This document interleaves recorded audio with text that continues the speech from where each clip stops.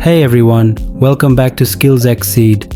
Today, I'll show you a smarter way to replace long and complex if formulas in Excel. If you've ever used multiple if statements, you know how confusing they can get. But don't worry, I'll introduce you to the choose function, which makes everything much simpler. Let's get started. Imagine we have a list of numbers where each number represents a color.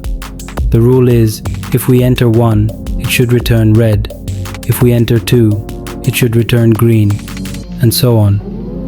Let's first see if we have to get the logic through. If function, how complex the formula would look like this. This formula works, but as you can see, it's long and hard to read. If we need to add more conditions, it becomes even more complicated. What if I told you there's a much simpler way to do this? This formula is much shorter, easier to understand, and faster to edit. No need for multiple if statements. Easy to update and maintain. Works great for numbered lists. So in summary, if you're using long if formulas, switch to choose to make your work easier.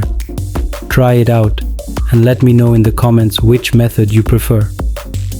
If you found this video helpful, give it a like and don't forget to subscribe for more Excel tips. See you in the next video.